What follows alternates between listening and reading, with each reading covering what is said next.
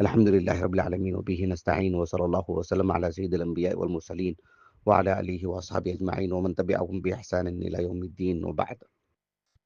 درس صحیح بخاری کی یہ 8ویں کلاس ہے اور محرم کی 10 تاریخ ہے. عاشورہ کا روزہ مسلمانوں میں اہتمام سے رکھا جاتا ہے الحمدللہ حمدن کثیرہ. تو چونکہ درس بخاری میں شریک افراد سے متعلق یہ سوچا گیا کہ روزے سے رہیں گے تو پھر گھریلو اعتبار سے مشغولیت ہو سکتی ہے. سب سے فردن پوچھا گیا کہ آج کا درس ہونا چاہیے کہ نہیں. تو سبوں نے جواب تو نہیں دیا، لیکن 25 سے 30 افراد نے یہ کہا کہ آج کا درس ہونا چاہیے. تو اللہ رب العالمین کی توفیق اور اللہ تعالیٰ سے استعانت جو ہے کرتے ہوئے آج کا درس متعین کر دیا گیا الحمدللہ. بہرحال صحیح بخاری کی کتاب التیمم اس کی جو پہلی حدیث ہے اور سلسلہ وار ترقیم کے اعتبار سے 334 حدیث نمبر حدیث عائشہ رضی اللہ عنہا، اس کو ہم نے اصل بنایا ہے. اور اس کا پس منظر ہم نے پچھلے نشست میں بتا چکے ہیں کہ اس حدیث کو اختیار کرنے کا مقصد کیا ہے. بہرحال تیمم سے متعلق یہ جو حدیث ہے اصل کی حیثیت رکھتی ہے، جیسا کہ امام ابن عبد البر رحمہ اللہ نے تمہید میں لکھا ہے. یہ جو حدیث ہے دراصل ہم ایک مستقل مسئلہ پڑھنے کے لیے کہ جو ہے اگر کسی مسلمان کو کسی مناسبت سے پانی بھی نہ ہو اور مٹی بھی میسر نہ ہو تو ایسی صورت میں وہ نماز کیسے پڑھے گا، اس لیے کہ نماز کے لیے طہارت شرط ہے. تو امام بخاری رحمہ اللہ نے کتاب التیمم کا جو دوسرا باب قائم کیا ہے، باب اذا لم یجد ماء ولا ترابا، وہی مقصود ہے ہم کو. لیکن وہ حدیث اختصار سے لائے ہیں امام بخاری رحمہ اللہ، اور یہاں جو لائے ہیں وہ حدیث کافی اس میں تفصیل ہے، بتا چکا ہوں اس بات کو. تو اس حدیث کا جو آخری حصہ ہے وہ ہم لوگ پڑھتے ہیں، اور آج کی نشست میں 2 باتیں انشاءاللہ تعالیٰ پڑھیں گے. ام المؤمنین عائشہ رضی اللہ عنہا کہتی ہیں کہ فقام رسول اللہ صلی اللہ علیہ وسلم حين اصبح على غیر ماء، کہ رسول اللہ صلی اللہ علیہ وسلم آرام فرما رہے تھے. رات کا وقت تھا وہ، اور صبح کا وقت جب ہوا تو فجر کی نماز کے لیے رسول اللہ صلی اللہ علیہ وسلم کو اطلاع ہوئی. پھر پانی تلاش کرنے کے لیے آپ نے صحابہ کو بھیجا، 2 صحابہ کو، اس میں سے اسید بن حضیر تھے رضی اللہ عنہ، ایک اور صحابی بھی تھے. اب یہاں پر ہم نے پچھلی نشست میں جو بات ذکر کی ہے اس کے آگے کی بات کہیں گے. پچھلی نشست میں جو بات تھی کہ بحیثیت مسلمان پانی کی پانی کا تلاش کرنا، اس کا وہ مکلف کب ہوگا؟ اس کا مکلف اس وقت ہوگا جب نماز کا وقت ہوگا، اس لیے کہ حدیث میں اس کی صراحت ہے.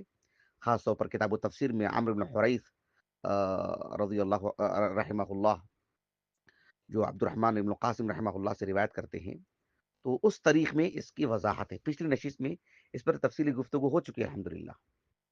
اب آج کی نشست میں پہلی بات یہ بتانی ہے کہ رسول اللہ صلی اللہ علیہ وسلم رات میں جو آرام فرما رہے تھے صبح تک، اور صبح کا وقت ہوا، پانی کی تلاش کے لیے آپ نے صحابہ کو بھیجا. اور صحابہ میں سے ایک جماعت ایسی تھی جن کے پاس پانی تو کسی کے پاس نہیں تھا وضو کرنے کے لیے، حالانکہ مدینے کے قریب تھے. پینے کے لیے ہو سکتا ہے رہا ہو، لیکن وضو کرنے کے لیے پانی کسی کے پاس نہیں تھا. پانی بھی نہیں تھا اور تیمم کا طریقہ نہیں معلوم تھا. تو پھر کچھ صحابہ نے نماز پڑھ لی، جیسے کہ صحیح بخاری کی کتاب التفسیر میں سورۃ النساء کی تفسیر میں بھی اور سورۃ المائدہ کی تفسیر میں بھی یہ آیت کریمہ ہے، جس کا ذکر آگے آئے گا انشاءاللہ تعالی. تو صحابہ نے نماز پڑھ لی. تو ایسی صورت میں یہاں ایک بات یہ بتانا مقصود ہے کہ جو آیت سورۃ المائدہ کی ہے جس میں تیمم کا طریقہ بھی بتایا گیا ہے، اور تیمم کا طریقہ بتانے سے پہلے وضو کا بھی طریقہ بتایا گیا ہے. دھیان دیجئے، تیمم کا طریقہ بھی بتایا گیا ہے، اور اس سے پہلے اسی آیت کریمہ میں سورۃ المائدہ کی جو آیت نمبر بالکل آغاز میں 5 ہے، اس میں اللہ سبحانہ و تعالیٰ نے فرمایا یا ایھا الذین آمنوا اذا قمتم الی الصلاۃ، آیت نمبر 6 ہے سورۃ المائدہ کی. یا ایھا الذین آمنوا اذا قمتم الی الصلاۃ فاغسلوا وجوہکم وایدیکم الی المرافق وامسحوا برؤوسکم وارجلکم الی الکعبین. دیکھیں یہاں پر وضو کا طریقہ بھی بتایا گیا ہے، اور اسی آیت کریمہ میں تیمم کا طریقہ بھی بتایا گیا ہے. اور سورۃ النساء کی وہ جو معروف آیت کریمہ ہے جس پر ہم نے آغاز میں اس سلسلے میں بتائے تھے کہ اللہ سبحانہ و تعالیٰ نے فرمایا کہ یا ایھا الذین آمنوا لا تقربوا الصلاة وانتم سکارا. یہ جو آیت کریمہ ہے سورۃ النساء کی، جس میں اللہ سبحانہ و تعالیٰ نے سورۃ النساء کی آیت کریمہ 40/3 ہے، جس میں اللہ رب العالمین نے تیمم کا ذکر فرمایا ہے. دونوں آیتوں میں تیمم کا ذکر ہے اور دونوں مدنی آیات ہیں، لیکن وضو کا جو بیان ہے وہ سورۃ المائدہ میں ہوا ہے، سورۃ النساء میں نہیں. یہاں مجھے بتانا مقصود یہ ہے کہ اس آیت کریمہ کو آیت التیمم کہا جاتا ہے. اس پر بعد میں گفتگو کرتے ہیں انشاءاللہ تعالی. لیکن رسول اللہ صلی اللہ علیہ وسلم نے جب صبح کا وقت ہوا تو پانی تلاش کیا آپ نے، اس لیے کہ وضو کرنا تھا. اس حد تک بات کو اپنے ذہن میں رکھیے تاکہ آنے والی جو بات اصل بات ہے وہ سمجھنے میں آسانی ہوگی انشاءاللہ تعالی. درس صحیح بخاری کا یہ 8واں درس ہے. اس نشست میں انشاءاللہ تعالی 2 باتیں آپ کے سامنے رکھوں گا. پہلی بات یہ ہے کہ ام المؤمنین عائشہ رضی اللہ عنہا کا یہ کہنا کہ فقام رسول اللہ صلی اللہ علیہ وسلم حين اصبح على غیر ما فانزل اللہ آیت التیمم فتیمموا. کہ ام المؤمنین عائشہ رضی اللہ عنہا کہتی ہیں کہ رسول اللہ صلی اللہ علیہ وسلم صبح تک آرام فرما رہے تھے. جب صبح کا وقت ہوا یعنی نماز فجر کا وقت ہوا تو پانی کی تلاش کے لیے آپ نے صحابہ کو بھیجا، اسید بن حضیر کو رضی اللہ عنہ اور آپ کے ساتھ ایک صحابی کو. جیسے کہ صحیح بخاری کی کتاب التفسیر سورۃ المائدہ کی تفسیر میں عبد الرحمن بن القاسم رحمہم اللہ، ان کے جو شاگرد ہیں عمرو بن الحریث رحمہ اللہ، ان کے طریق سے جو روایت ہے اس میں یہ موجود ہے کہ آپ صلی اللہ علیہ وسلم صبح میں بیدار ہوئے اور پانی کی تلاش کے لیے نکلے. پچھلی درس میں اس پر تفصیلی گفتگو ہو چکی ہے. یہاں مسئلہ یہ ہے کہ اس وقت یہ آیت کریمہ نازل ہوئی کون سی؟ جو سورۃ المائدہ کی ہے. یا ایھا الذین آمنوا اذا قمتم الى الصلاة فاغسلوا وجوہکم وایدیکم الى المرافق، جو سورۃ المائدہ کی آیت نمبر 6 ہے. ذرا دھیان دیجیے، سورۃ المائدہ کی آیت نمبر 6 اور سورۃ النساء کی آیت کریمہ یا ایھا الذین آمنوا لا تقربوا الصلاة وانتم سکارا، جو آیت نمبر 40/3 ہے سورۃ النساء کی. سورۃ النساء کی آیت کریمہ اور سورۃ المائدہ کی آیت کریمہ دونوں مدنی آیت کریمہ ہیں اور دونوں میں تیمم کا بیان ہے. لیکن بات جب سورۃ المائدہ کی آیت نمبر 6 کی آئے گی، اس میں صرف تیمم کا نہیں بلکہ وضو کا بھی اس میں جو ہے مطلب ذکر ہوا ہے. تو ایسی صورت میں امام ابو عبداللہ قرطبی رحمہ اللہ، مفسر معروف، آپ کی جو تفسیر ہے الجامع لاحکام القرآن، تفسیر قرطبی، اس میں آپ نے سورۃ النساء کی آیت کریمہ کو آیت التیمم کہا ہے اور سورۃ المائدہ کی آیت کریمہ کو آیت الوضو کہا ہے. کیوں؟ اس لیے کہ تیمم کا بیان تو دونوں میں ہے لیکن اس میں وضو کا بھی بیان ہے، وضو کا بھی جو طریقے کا ذکر ہے سورۃ المائدہ میں. اب قطعی نظر اس کے کہ آیت الوضو کس کو کہتے ہیں، آیت التیمم کس کو کہتے ہیں، اس کو میں بعد میں بتاؤں گا انشاءاللہ تعالی. لیکن یہاں ایک سوال یہ پیدا ہوتا ہے کہ جو سورۃ المائدہ کی آیت کریمہ ہے، آپ اسے کچھ بھی نام دیں، ہم نام کی تعین بعد میں کریں گے، آیت الوضو ہو یا آیت التیمم ہو، تو کیا اس سے یہ نتیجہ اخذ کیا جائے گا کہ رسول اللہ صلی اللہ علیہ وسلم پانی کی تلاش کے لیے جب بھیجے صحابہ کو تو آیت التیمم نازل ہوئی، یعنی سورۃ المائدہ کی آیت کریمہ نازل ہوئی. تو تیمم کا طریقہ تو نہیں معلوم تھا، تیمم کا طریقہ نہیں معلوم تھا، اس لیے مٹی کا استعمال نہیں ہوا. لیکن پانی کی تلاش کے لیے بھیجا گیا، کیوں؟ اس لیے کہ وضو کا طریقہ تو معلوم تھا. تو پھر اس میں وضو کا طریقہ کیوں بتایا گیا ہے؟ جب وضو کا طریقہ پہلے سے معلوم تھا، پہلے سے چلا آ رہا ہے، تو اس میں وضو کا طریقہ کیوں بیان کیا گیا؟ تو پھر ایسی صورت میں اس کو آیت الوضو کہیں گے کہ آیت التیمم کہیں گے؟ دراصل یہاں پر بات یہ ہے کہ تیمم کا جو معاملہ ہے وہ تو رسول اللہ صلی اللہ علیہ وسلم کو 5 ہجری کو بتایا گیا، غزوۃ بنی المصطلق کے بعد. لیکن وضو کا جو معاملہ ہے، جس دن رسول اللہ صلی اللہ علیہ وسلم کو نبی بنایا گیا، آپ نے جو نمازیں بھی پڑھی ہیں 13 سال مکے میں، مدینے میں جو ہے اس آیت کریمہ کے نزول سے پہلے تک، آپ نے ہر نماز کو وضو سے ہی پڑھایا. آپ نے وضو کا طریقہ تو معلوم تھا لیکن آیت کریمہ اب نازل ہوئی، اس میں بتایا گیا اس میں، اس لیے کہ وضو کا جو معاملہ رہا ہے جتنے بھی انبیاء اس دنیا میں آئے، آدم علیہ السلام، نوح علیہ السلام، جتنے بھی انبیاء آئے ہیں، عیسیٰ علیہ السلام تک، سبوں نے نمازیں پڑھی ہیں۔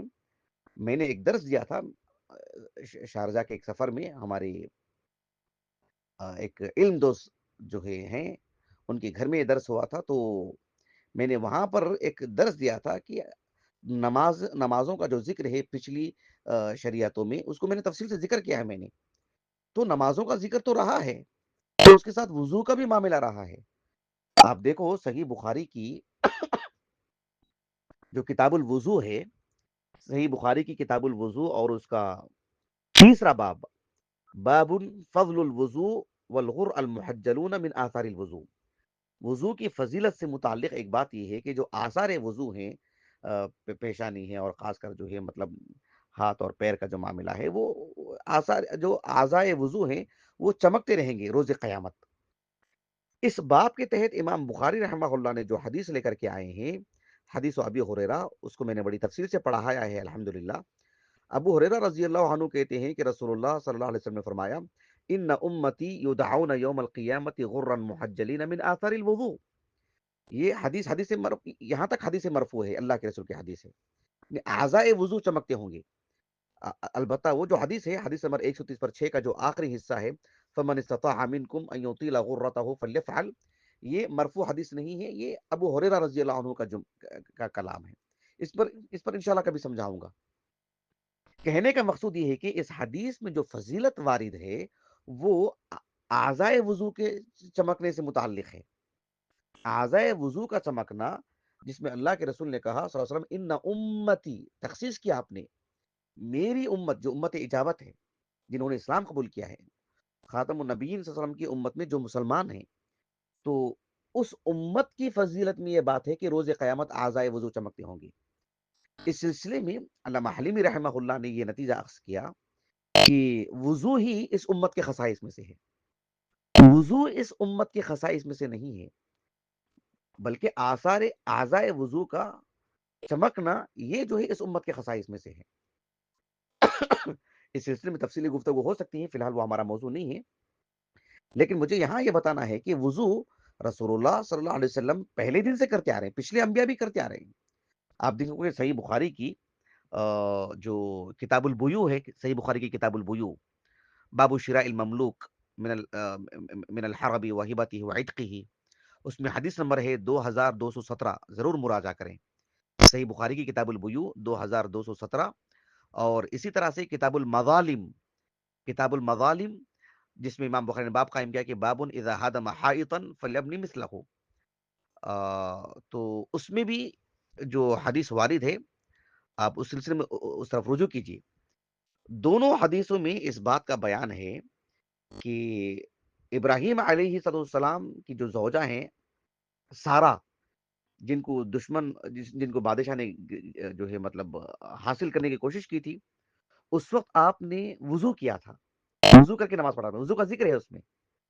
اور اسی طرح سے جریج، جو ابن جریج ہیں، جو جریج ہیں، جنہوں نے، ان کی والدہ سے متعلق ایک حادثہ ہو گیا تھا، تو انہوں نے بھی جو ہے مطلب نماز پڑھی، اور نماز سے متعلق وضو کا بھی ذکر ہے۔ تو وضو کا جو معاملہ رہا ہے وہ پچھلی شریعتوں میں بھی رہا ہے، لیکن اعضائے وضو کا جو چمکنا ہے وہ اس امت کے خصائص میں سے ہے۔ اس کا مطلب یہ ہوگا کہ وضو شروع دن سے چلا آ رہا ہے، تو رسول اللہ صلی اللہ علیہ وسلم جب آپ کو نبوت سے سرفراز کیا گیا اور آپ کو نماز پڑھنے کی بات کی گئی، تو ارأیت الذی ینہی عبدا اذا صلی، آپ سب نے شروع دن سے جو نمازیں پڑھی ہیں تو وہ وضو کر کے ہی نماز پڑھے ہیں۔ تو ایسے میں امام ابن عبد البر رحمہ اللہ، جنہوں نے تمہید پر اس کی اسناد پر گفتگو کی، جو امام مالک رحمہ اللہ کی جو الموطا ہے، امام مالک رحمہ اللہ کے الموطا پر دو طرح سے انہوں نے کام کیا۔ ایک اسانید پر کام کیا، اس کا نام ہے التمہید لما فی الموطا من المعانی والاسانید، تقریباً 30 جلدوں میں وہ ہمارے پاس موجود ہے الحمدللہ۔ میں درس کے بعد انشاءاللہ تعالی اس کی تصویر جو ہے ہمارے اہلیہ کے ذریعے سے آپ کو ارسال کرواؤں گا۔ اور الموطا کا جو متن ہے، یعنی حدیثوں کا جو متن ہے، اس پر بھی آپ نے شرح لکھی جس کا نام ہے الاستذکار، وہ بھی ہمارے پاس 30 جلدوں میں ہے، موجود ہے الحمدللہ۔ تو الموطا جو ہے وہ اسانید پر گفتگو ہے، لیکن متن پر بھی اس پر کام ہوا ہے۔ لیکن جو الاستذکار ہے وہ اصل متن پر گفتگو ہے، لیکن سندوں پر بھی قدر گفتگو ہو چکی ہے اس میں۔ تو التمہید جس کو اللہ رب العالمین نے بہت شہرت عطا کی اور بڑی اللہ تعالیٰ نے سے قبولیت عطا فرمائے الحمدللہ. تو امام ابن عبد البر رحمہ اللہ کی جو التمہید ہے، جسے امام ذہبی رحمہ اللہ نے کہا کہ ایک ایک متقن عالم ہونے کے لیے جن کتابوں کو پڑھنے کو ضروری قرار دیا آپ نے، اس میں سے التمہید بھی. التمہید میں ہوتا کیا ہے کہ امام مالک رحمہ اللہ کے جو اساتذہ ہیں، جس طرح سے صحیح بخاری کی جو حدیث پڑھ رہے ہیں نا ہم لوگ، اس میں امام بخاری رحمہ اللہ کے استاد ہیں عبداللہ بن یوسف التنیسی رحمہ اللہ. تو امام مالک رحمہ اللہ کی معطا میں جو اساتذہ ہیں، معطا میں جن اساتذہ سے آپ نے روایت لی ہیں، تو ہر استاذ کی ساری روایات کو اکٹھا کرتے ہیں اور ایک ایک روایت پر گفتگو کرتے ہیں. اور اساتذہ کی جو فہرست آپ نے نکالی ہے امام مالک رحمہ اللہ کے اساتذہ کو، ان اساتذہ کی جو جو ترتیب ہے وہ حروف الہجا کی ترتیب سے. تو ابھی سند میں ہم نے ایک نام پڑھا تھا امام مالک رحمہ صحیح بخاری کے سند میں، عبد الرحمن ابن القاسم. ظاہر بات ہے امام مالک رحمہ اللہ کے استاذ ہیں وہ، تو امام مالک رحمہ اللہ کے اساتذہ میں سے ہیں. تو عبد الرحمن ابن القاسم رحمہ اللہ کی سبھی روایت کو اجزا کرتے ہیں، ایک ایک روایت پر گفتگو کرتے ہیں، اور یہ پانچویں حدیث ہے عبد الرحمن ابن القاسم رحمہ اللہ کی، امام مالک رحمہ اللہ کے جو اساتذہ میں سے ہیں. تو امام مالک رحمہ اللہ کے اساتذہ میں سے عبد الرحمن ابن القاسم بھی ہیں. تو اس میں سے جو پانچویں روایت ہے، پانچویں روایت یہی روایت ہے جو صحیح بخاری کے ابھی ہم نے جو پڑھی ہے. تو اس روایت پر بھی آپ نے تفصیلی شرح لکھی ہے.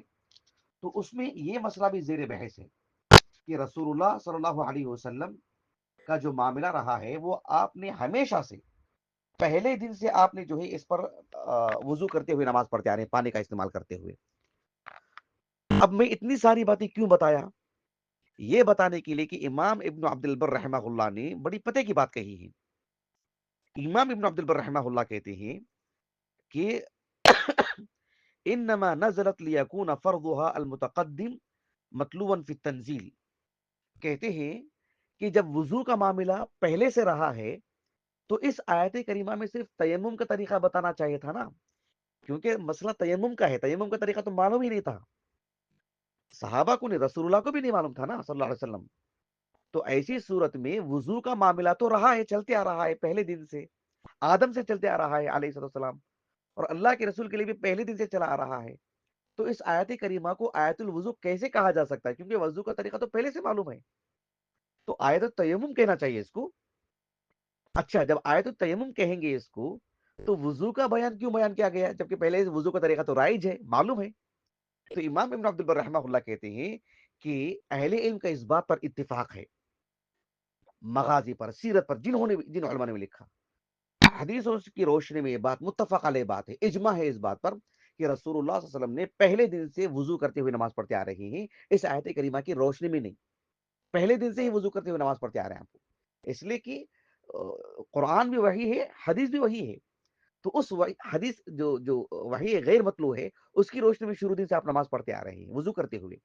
اب سوال یہ پیدا ہوتا ہے کہ اس آیت کریمہ میں وضو کیوں ذکر کر دیا گیا؟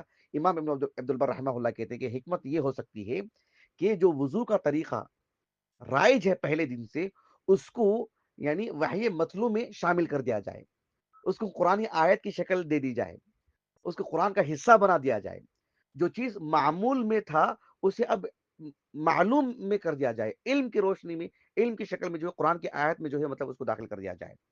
تو یہ امام ابن عبد البر رحمہ اللہ نے حکمت بیان کی ہے.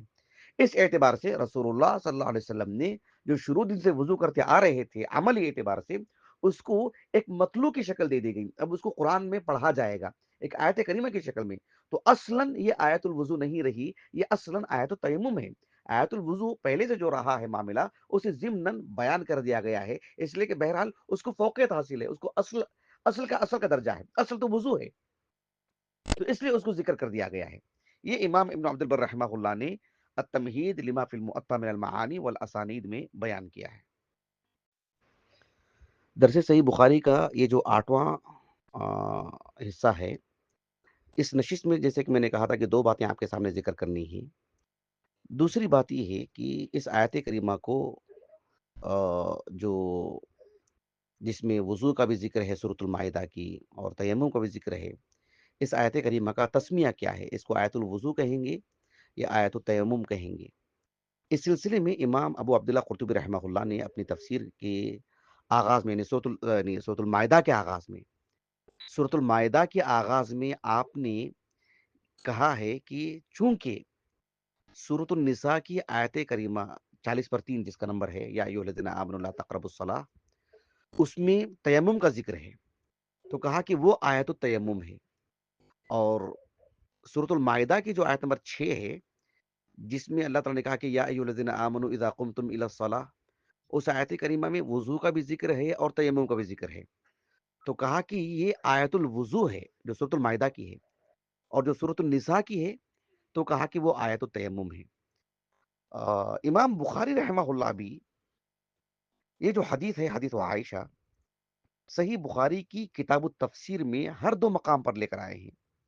آپ دیکھو صحیح بخاری کی کتاب التفسیر میں جو سورۃ النساء کی تفسیر ہے، اس میں باب نمبر 10، باب قولہ تعالی وَإِن كُنتُم مَرْضَىٰ أَوْ عَلَىٰ سَفَرٍ أَوْ جَاءَ أَحَدٌ مِّنكُم مِّنَ الْغَائِطِ، حدیث نمبر ہے 4580/3، اس میں بھی اس حدیث کو لے کر آئے ہیں۔ اور جو سورۃ المائدہ کی تفسیر ہے، بالکل آغاز میں باب نمبر جو 3 ہے، باب قولہ تعالی فلم تجدوا ماء فتیمموا صعیدا طیبا، فتیمموا صعیدا طیبا، اس آیت کریمہ کے قطعے کی روشنی میں وہی حدیث لے کر کے آئے ہیں جو حدیث عائشہ ہے سورۃ المائدہ کی تفسیر میں۔ اب یہاں پر معاملہ یہ ہے کہ سبب نزول کے اعتبار سے اس حدیث کو دونوں جگہوں پر ذکر کیا ہے بعض اہل علم نے۔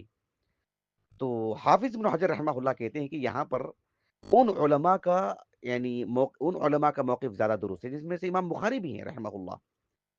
امام بخاری رحمہ اللہ نے اس آیت کریمہ کو بھلے ہی دونوں مقامات پر لے کر آئے ہیں، لیکن خاص طور پر جو حدیث نمبر 4608 ہے، اس میں اس بات کی صراحت ہے کہ جو عمرو بن حریث رحمہ اللہ سے روایت ہے کہ یہ جو جب پانی کی تلاش میں نکلے تو اس میں کہا کہ فنزلت یا ایھا الذین آمنوا اذا قمتم الی الصلاۃ، یعنی صرف فنزلت آیت التیمم ایسا نہیں کہا۔ عمرو بن حریث کی روایت میں یہ صراحت ہے کہ جب پانی کی تلاش میں اللہ کے رسول نے صحابہ کو بھیجا تو کہا کہ فنزلت آیت التیمم، اگر صرف اتنا ہی ہوتا تو یہ کہا جا سکتا تھا کہ ہو سکتا ہے سورۃ المائدہ کی آیت کریمہ ہو آیت التیمم، سورۃ النساء کی عفواً، اور سورۃ المائدہ کی آیت الوضو ہو، لیکن یہاں پر یہ صراحت ہے کہ فنزلت کون سی آیت نازل ہوئی؟ کہا کہ یا ایھا الذین آمنوا اذا قمتم الی الصلاۃ۔ تو صحیح بخاری کی اس روایت میں کون سی آیت نازل ہوئی، اس صراحت سے یہ بات معلوم ہوتی ہے کہ یہی آیت التیمم ہے۔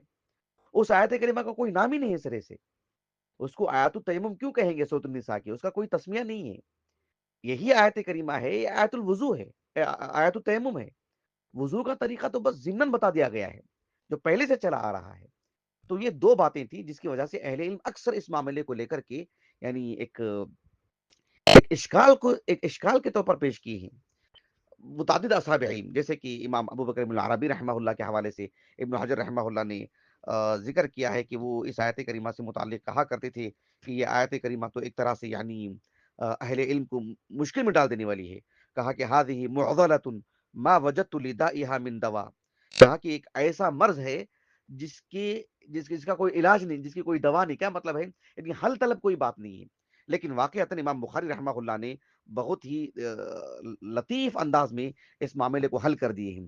یہ کتاب التفسیر میں عمرو بن حریث رحمہ اللہ کی طریق سے جو روایت ہے، اسے سورۃ المائدہ میں لا کر کے یہ کہا کہ فنزلت آیت التیمم اگر کہا جاتا تھا تب بھی یہ بات آ سکتی تھی کہ آیت التیمم سے مراد کیا ہے۔ کہا کہ فنزلت یا ایھا الذین آمنوا اذا قمتم الی الصلاۃ، یعنی آیت کریمہ ہی پڑھ کر کے بتا دی جو سورۃ المائدہ کی ہے، مطلب یہ ہوا کہ وہی آیت التیمم ہے، وہ آیت الوضو نہیں ہے۔ اب پھر ایسی صورت میں سورۃ النساء کی آیت کریمہ اس کا کوئی تسمیہ ہی نہیں ہے۔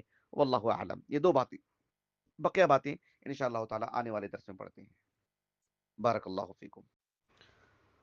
بہرحال اللہ سبحانہ و تعالی جو ہے، اللہ اپنی رضا کے لیے پڑھنے پڑھانے کی توفیق عطا فرمائے۔ شرعی علم کے حصول میں کافی مشقتیں آتی ہیں، اسے اللہ کی خاطر جھیلنا چاہیے، بہت اجر ملتا ہے اس پر انشاءاللہ تعالی۔ ہوتا یہ ہے کہ درس کے لیے بیٹھتے ہیں، کبھی کسی کا فون آ جاتا ہے جس کی وجہ سے آڈیو کٹ جاتی ہے، اور کبھی کبھار کوئی درس کے دوران آ کر کے گیٹ مارنے لگتے ہیں، دروازہ کھٹکھٹانے لگتے ہیں، ایک طرح سے خلل ہو جاتا ہے، بے چینی سے ہو جاتی ہے سب، اور پھر بحیثیت بشر کچھ تقاضے رہتے ہیں، تو ان سب چیزوں کو اللہ کی خاطر، اللہ کی رضامندی کی، اللہ کی رضامندی حاصل کرنے کے لیے کریں گے تو چیزیں آسان ہو جائیں گی انشاءاللہ تعالی۔ بارک اللہ فیک۔